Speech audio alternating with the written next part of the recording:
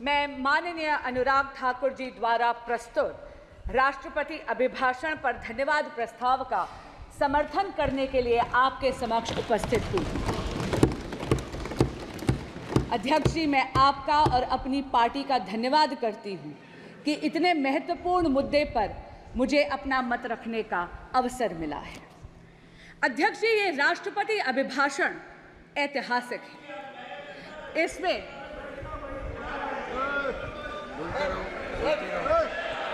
ये अभिभाषण ऐतिहासिक है और ये ऐतिहासिक इसलिए है अध्यक्ष जी क्योंकि इसमें एक दशक के मोदी सरकार की अद्वितीय कार्यों का चित्रण ही नहीं बल्कि आने वाले स्वर्णिम काल यानी विकसित भारत के संकल्प का उद्घोष भी है।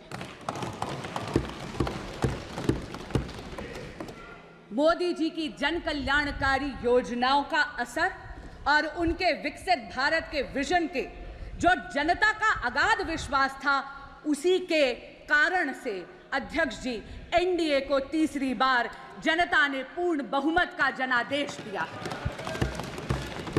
महामहिम राष्ट्रपति जी ने अपने अभिभाषण के पैराग्राफ 3 में जो कहा है, आपके माध्यम से समक्ष के पूरे सदन के समक्ष पुनः दोहराना चाहूंगी। 2024 का चुनाव नीति, नियत, निष्ठा और निर्णयों पर विश्वास का चुनाव रहा है।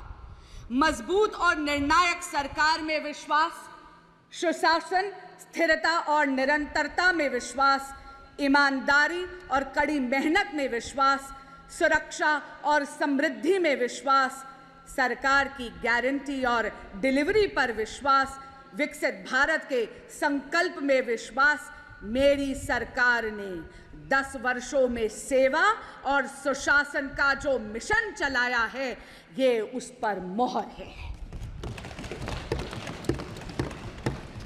अध्यक्ष जी, एक दशक में ये पहली बार ऐसी सरकार भारत में आई है जिसकी कथनी और करनी में अंतर नहीं है। जो कहा वो किया। धारा 370 हटाई, जो कहा वो किया। भव्य राम मंदिर का निर्माण किया, जो कहा वो किया। सीएए लेकर आए, जो कहा वो किया। 1 रैंक 1 पेंशन लाए, जो कहा वो किया। मेक इन इंडिया की नींव रखी, जो कहा वो किया। पिछले 10 वर्षों में मोदी सरकार ने भारत की अर्थव्यवस्था को इतना सशक्त करा है कि अध्यक्ष जी, हम 11वीं सबसे बड़ी अर्थव्यवस्था की जगह मात्र एक दशक में विश्व की वैश्विक पटल पर 5वीं सबसे बड़ी अर्थव्यवस्था बनी। और अध्यक्ष जी, ये असाधारण परिस्थितियों में हुआ है। पूरा का पूरा विश्व कोविड-19 की महामारी से जूझकर निकला है। अभी भी विश्व के कई देश हैं जो युद्ध की अग्नि में झुलस रहे हैं, लेकिन भारत मोदी जी के नेतृत्व में वैश्विक पटल पर तीसरी सबसे बड़ी अर्थव्यवस्था बनने के पथ पर अग्रसर है। हमारे माननीय प्रधानमंत्री नरेंद्र मोदी जी ने 2047 तक भारत को एक विकसित राष्ट्र बनाने का एक संकल्प लिया है। इस संकल्प के 4 मुख्य स्तंभ हैं। पहला स्तंभ युवा शक्ति, दूसरा नारी शक्ति, तीसरा किसान कल्याण और चौथा गरीब कल्याण। अध्यक्ष जी, यदि आप युवा शक्ति की बात करते हैं तो किसी भी प्रकार का अवसर यदि आप भारत की युवा शक्ति के समक्ष प्रस्तुत करते हैं तो उस अवसर का लाभ लेने के लिए युवा शक्ति चूकती नहीं है। शिक्षा के पर्याप्त अवसर हुए, इसके लिए मोदी सरकार ने एक दशक में 7 नए IITs, 16 नए ट्रिपल IITs, 7 नए IIMs, 15 AIIMS hospitals, 315 medical colleges और 390 नए विश्वविद्यालय स्थापित करे हैं। स्टैंड अप इंडिया और स्टार्टअप इंडिया की अगर हम बात करें तो इन 2 योजनाओं के कारण अध्यक्ष जी, देश का युवा जॉब सीकर की जगह जॉब क्रिएटर बना है। इस जॉब क्रिएशन से वेल्थ क्रिएशन की तरफ वो अग्रसर है। और आप जैसे माननीय अनुराग ठाकुर जी ने भी सदन के समक्ष रखा, आज भारत स्टार्टअप इकोसिस्टम में विश्व की 3rd लार्जेस्ट इकोसिस्टम है। अध्यक्ष जी, मुद्रा योजना में स्वरोजगार के लिए आप ये देखिए 46 करोड़ युवाओं ने 26 लाख करोड़ रुपए का ऋण आसानी से लिया है। आज देश में 1,81,000 स्टार्टअप कंपनियां हैं, जिसमें से 100 से अधिक यूनिकॉर्न्स हैं। पिछले 10 वर्षों में Bharat ease of doing business के इंडेक्स पे 142nd पोजीशन से 63rd पोजीशन पे पहुंचा है। और पिछले 24 वर्षों में यानी 2000 से 2024 में ही भारत में कुल $990.97 बिलियन का FDI आया है, जिसमें से अध्यक्ष जी 67% यानी $667.4110 बिलियन मात्र पिछले 1 दशक में एनडीए की सरकार में आया है। Today, Bharat has become a leader in the world of manufacturing. चाहे इलेक्ट्रॉनिक्स हो, चाहे ऑटोमोबाइल हो, चाहे रक्षा उपकरण हो, भारत एक अग्रणी निर्माता के रूप में वैश्विक पटल पर उभर रहा है। और इस नई दुनिया में microchips are the new oil. Semiconductors और चिप मैन्युफैक्चरिंग की दुनिया में भारत कहीं पीछे ना छूट जाए, इसके लिए मोदी सरकार 1.25 लाख करोड़ रुपए का इंफ्रास्ट्रक्चर पहले ही उद्घाटित कर चुकी है। असम में 27,000 करोड़ का सेमीकंडक्टर का प्लांट भी बन रहा है। वो दिन दूर नहीं अध्यक्ष जी, जब चिप मैन्युफैक्चरिंग और सेमीकंडक्टर्स की दुनिया में Bharat will be a global leader. प्रधानमंत्री नरेंद्र मोदी जी के नेतृत्व में भारत में बहुत ही ट्रांसफॉर्मेटिव प्रोग्राम्स आए हैं, जैसे डिजिटल इंडिया, जैसे मेक इन इंडिया, जैसे स्टार्टअप इंडिया। इनके कारण भारत के युवाओं की एंटरप्रेन्योरियल स्पिरिट को बहुत ज्यादा प्रोत्साहन मिला है। अब हम आते हैं विकसित भारत के दूसरे स्तंभ पर, यानी नारी शक्ति। अध्यक्ष जी, हम सब ने सुना है कि चूल्हे की रोटी का स्वाद बड़ा गजब है, लेकिन उस चूल्हे की रोटी के स्वाद के चक्कर में मेरे देश की मातृशक्ति के फेफड़े झुलस जाते हैं। पहले जाती है, लकड़ी काटती है या लकड़ी बींदती है, गठरी सर पर लेकर आती है, 20 से 25 मिनट लगते हैं चूल्हा सुलगाने में। लेकिन नरेंद्र मोदी जी ने 10 करोड़ से ज्यादा उज्ज्वला गैस कनेक्शंस देके मातृशक्ति को धुएं की जिंदगी से निजात दी। हमारे देश में बचत की आदत हमारे देश में एक एक को मातृशक्ति ने सिखाई है। आप सबको याद होगा वो नानी जो रामायण के पन्नों में पैसे छुपाती, वो दादी जो चीनी के जार में पैसे छुपाती है। अरे उन चोरी के पैसों से कुल्फी फलूदा खाने की मिठास ही अलग है। लेकिन कितनी अचंभे की बात है अध्यक्ष जी, जिस मातृशक्ति ने देश को बचत सिखाई, उनके पास बैंक अकाउंट ही नहीं थे। नरेंद्र मोदी जी प्रधानमंत्री जन धन योजना के तहत देश की मातृशक्ति को फॉर्मल बैंकिंग सेक्टर का उन्होंने उसे हिस्सा बनाया। अध्यक्ष जी, 50 करोड़ से अधिक बैंक के खाते खुले प्रधानमंत्री जन धन योजना में, जिसमें से 56% महिलाओं के खाते थे। हमारे यशस्वी प्रधानमंत्री नरेंद्र मोदी जी ने यह भी सुनिश्चित करा कि महिलाओं के स्वरोजगार के लिए उनके पास आर्थिक सपोर्ट यानी फाइनेंशियल सपोर्ट की उपलब्धता हो। प्रधानमंत्री मुद्रा योजना के तहत कुल ऋण जो सैंक्शन हुए हैं, उसमें से 69% महिलाओं के लिए सैंक्शन हुए। इसी तरह स्टैंड अप इंडिया के तहत अध्यक्ष जी 84% ऋण महिलाओं के लिए सैंक्शन हुए। एनडीए सरकार ने 1 करोड़ लखपति दीदी का जो टारगेट रखा था सेल्फ हेल्प ग्रुप मूवमेंट के माध्यम से, वो तो पहले ही लक्ष्य प्राप्ति हो गई है। इसलिए मोदी सरकार ने अब ये लक्ष्य बढ़ाकर 3 करोड़ महिलाओं को लखपति दीदी बनाने का रखा। अध्यक्ष जी, महिलाओं को सशक्त बनाने के उद्देश्य से प्रधानमंत्री जी लाए हैं नमो ड्रोन दीदी। मेरे देश की बहन बेटियां अब ड्रोन पायलट बनेंगी। न केवल इससे कृषि कार्य में आधुनिक तकनीक का इस्तेमाल होगा, लेकिन आप ये देखिए समाज की सोच में भी अंतर पड़ेगा। It is going to not only leverage technology for modernisation of agrarian economy of India, but also will ensure a tectonic shift in the psychology of the society. Namo drone Didi विकसित भारत के 2 पहलुओं को छूती है, कृषि कल्याण और महिला शक्ति। महिलाओं का लेकिन वास्तविक और असली सशक्तिकरण तब होता है जब वो नीति निर्माण में हिस्सा बनती है।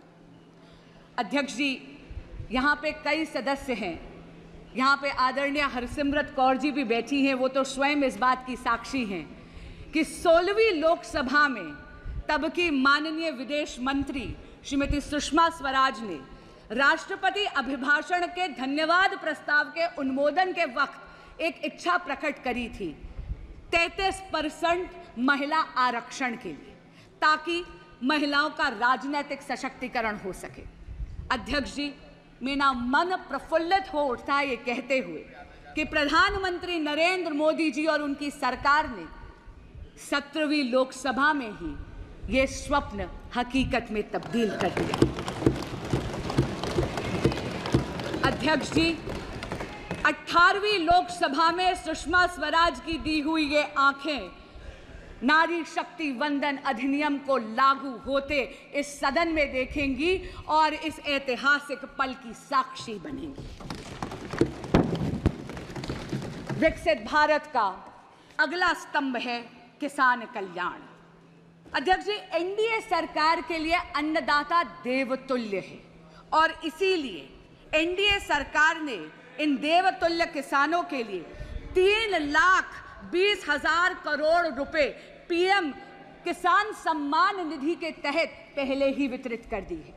नई सरकार जैसे ही आई, पहला सबसे बड़ा निर्णय हमारे यशस्वी प्रधानमंत्री श्री नरेंद्र मोदी जी ने लिया, 9.26 करोड़ किसानों को 20,000 करोड़ रुपए ट्रांसफर करने का। एनडीए सरकार ने किसानों की आय बढ़ाने के लिए एमएसपी में रिकॉर्ड बढ़ोतरी करी है।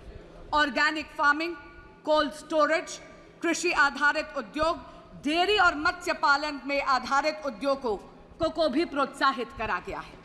ग्रामीण सड़क योजना के तहत 3,20,000 किलोमीटर से ज्यादा सड़कें बनाई गई। विकसित भारत का चौथा और सबसे महत्वपूर्ण स्तंभ है गरीब कल्याण। अध्यक्ष जी, प्रधानमंत्री गरीब कल्याण योजना विश्व में सबसे बड़ी सामाजिक कल्याण योजना साबित हुई है। इसमें 81 करोड़ से ज्यादा लोगों को मुफ्त खाद्यान्न की सामग्री यानी मुफ्त राशन देकर मोदी जी ने खाद्य और पोषण की सुरक्षा सुनिश्चित करी है। जब हम देश की अर्थव्यवस्था की गाथा गाते हैं तो वो रेड़ी पटरी वालों के बिना अधूरी है।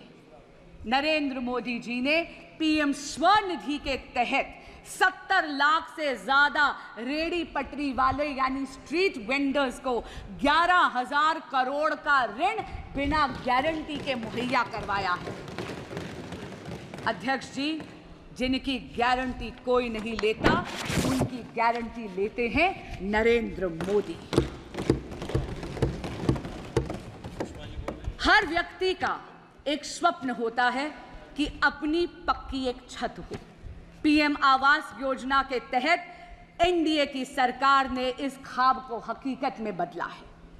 4 करोड़ से ज्यादा पक्के मकान इस देश के गरीब को दिए गए हैं और अब पीएम आवास योजना के तहत 3 करोड़ और पक्के मकान बनाने का संकल्प लिया गया है। आयुष्मान भारत के तहत 55 करोड़ से ज्यादा लाभार्थियों को मुफ्त इलाज मिला है। लेकिन आने वाला जो भविष्य है वो बहुत ही स्वर्णिम है। अध्यक्ष जी, एक वक्त आता है हर युवा की जिंदगी में जब उस उम्र के पड़ाव में आपके माँ बाप आपके बच्चे बन जाते हैं और आप अपने माँ बाप के माता पिता। हर युवा को हर वक्त चिंता रहती है माँ बाप के इलाज की। आयुष्मान भारत में 70 बरस के हर वरिष्ठ नागरिक को और ट्रांसजेंडर कम्युनिटी को भी इसमें लाभार्थियों की श्रेणी में अब एनडीए की सरकार लाएगी।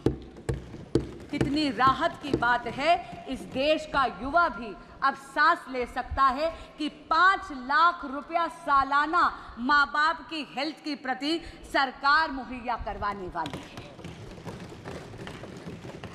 पीएम सूर्य घर एक ऐसी फ्यूचरिस्टिक योजना है जहां पर आपके घरों के छतों पर सोलर पैनल्स लगाकर भगवान सूर्य नारायण की ऊर्जा को के माध्यम से मुफ्त बिजली बनाई जाएगी।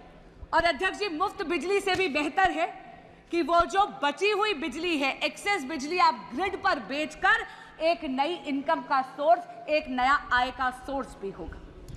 लेकिन मोदी सरकार अलग है अध्यक्ष जी, केवल नीति निर्माण ही नहीं करती, केवल योजनाएं ही नहीं बनाती, केवल उन योजनाओं का लाभ जन जन तक नहीं पहुंचाती, लेकिन वो लाभ सुनिश्चित हो, लास्ट माइल डिलीवरी हो, उसके लिए विकसित भारत संकल्प यात्रा भी निकालती है। अध्यक्ष जी, मोदी की गारंटी की गाड़ी आपके दरवाजे आती है, जनता के दरवाजे आती है।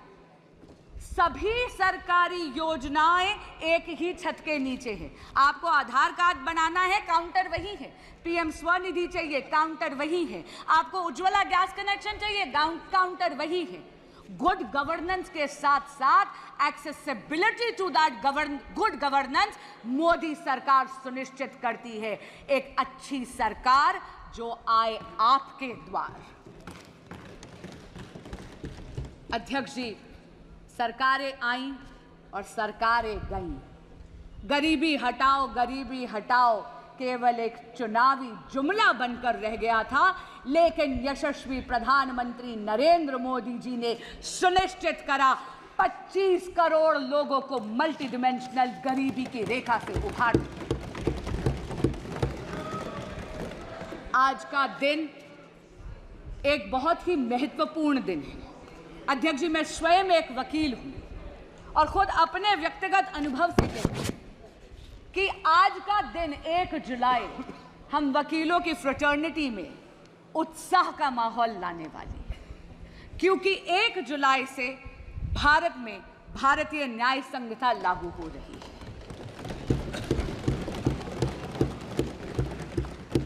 पहले के कानून ब्रिटिश राज की गुलामी की बेड़ियां थे जो हमारी न्याय प्रणाली को जकड़े हुए थे।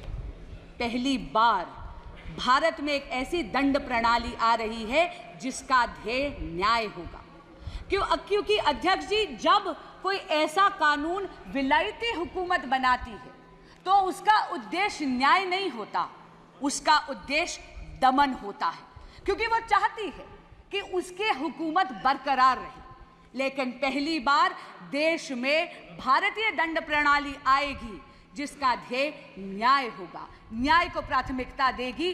और हमारे यहाँ कहते हैं justice delayed is justice denied. ये वो क्रिमिनल सिस्टम होगा लॉज का जो एक एक्सपीडियंसी लाएगी, एक तेजी लाएगी भारत के क्रिमिनल जस्टिस सिस्टम में। कम्युनिटी पेनल्टी पहली बार भारत में इंट्रोड्यूस हो रही है। इसका मतलब है at the heart of these laws is not only deterrence of law and punishment, but also a sense of reformation. इन सभी ट्रांसफॉर्मेटिव, फ्यूचरिस्टिक, पाथ ब्रेकिंग कारणों के कारण ही भारत ने एनडीए की सरकार को तीसरी बार पूरा बहुमत दिया है। पर अध्यक्ष जी, विपक्षी गठबंधन ऐसा प्रदर्शित करता है जैसे कि नारायणी सेना इनके पाले में खड़ी है।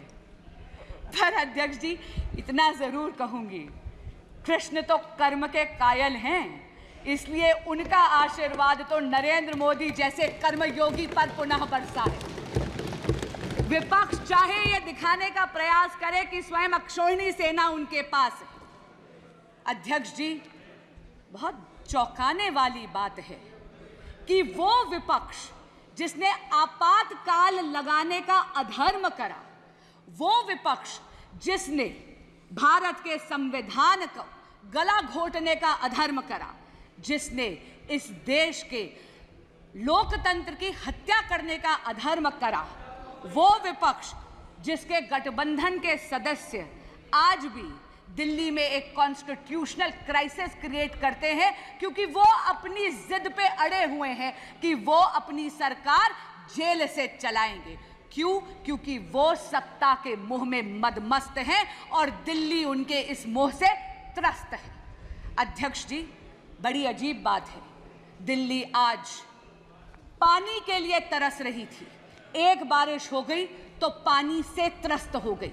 लेकिन ऐसा लगता है कि विपक्षी गठबंधन में या आम आदमी पार्टी में एक आपातकाल और एक अकाल पड़ा हुआ है कॉम्पिटेंस का और टैलेंट का, और इसीलिए माननीय मुख्यमंत्री अरविंद केजरीवाल जी मुख्यमंत्री की सीट को जकड़ कर बैठे हैं।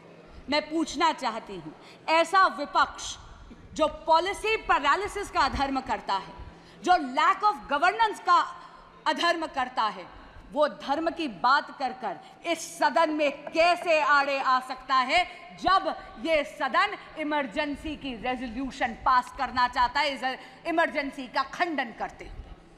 अध्यक्ष जी, मुझे एक प्रसंग याद आता है। महाभारत में युधिष्ठिर को जब अकर्मण्यता ग्रसित कर गई तो वो पितामह भीष्म के पास गए। पितामह भीष्म ने युधिष्ठिर जी को सुशासन के कई सूत्र दिए, लेकिन एक मूल मंत्र भी दिया, और वो मूल मंत्र था यतो धर्मस्य ततः कृष्णो, यतः कृष्णस्य ततो धर्मः। जहां धर्म है वहां कृष्ण है, जहां कृष्ण है वहां विजय है। अध्यक्ष जी, धर्म तो नरेंद्र मोदी जी के ही पाले में खड़ा है। लोकतंत्र में मतदाता देवतुल्य होता है। 6 दशक में तीसरी बार लोकतंत्र में भारत के देवतुल्य मतदाता ने विजय श्री का आशीर्वाद एनडीए की सरकार को नरेंद्र मोदी जी के नेतृत्व में दिया है। कुछ दिन पहले मैंने टीवी पे देखा, विपक्ष के एक बहुत ही बड़े नेता मीडिया के बंधुओं से अयोध्या धाम से जीते हुए अपने जनप्रतिनिधि का परिचय करवा रहे थे और उन्होंने कहा, ये हैं अयोध्या के राजा। अध्यक्ष जी, ये विपक्ष की राजसी मानसिकता को परिलक्षित करता है। अध्यक्ष जी, हम तो सत्ता पक्ष में होकर भी सेवा परमो धर्मो वाले, राष्ट्र सर्वोपरि वाले हैं। हमारे तो यशस्वी प्रधानमंत्री भी अपने आप को देश का प्रधान सेवक कहते हैं। अध्यक्ष जी, हमारे तो राजा राम हैं, धर्म हमारा काम है, जपते तो हम माँ भारती का नाम है, इसीलिए तो नरेंद्र मोदी के सामने फेल बाकी सारे तमाम हैं। रिफॉर्म, परफॉर्म और ट्रांसफॉर्म के वर्क एथिक के साथ साथ, सबका विकास, सबका विश्वास और सबका प्रयास, इस मूल मंत्र को आत्मसात करते हुए विकसित भारत के संकल्प को सिद्धि तक लेकर जाएगी एनडीए की यह सरकार, मुझे ये पूर्ण विश्वास है। लेकिन मैं साथ में ये आशा भी करती हूँ कि ये सदन एकजुट होकर उस संकल्प को सिद्धि तक ले जाने में मदद अवश्य करेगा। अध्यक्ष जी, आपने मुझे समय दिया और अपनी बात कहने का अवसर दिया, आपका बहुत बहुत धन्यवाद। मैं पुनः इस धन्यवाद प्रस्ताव का अनुमोदन करती हूँ।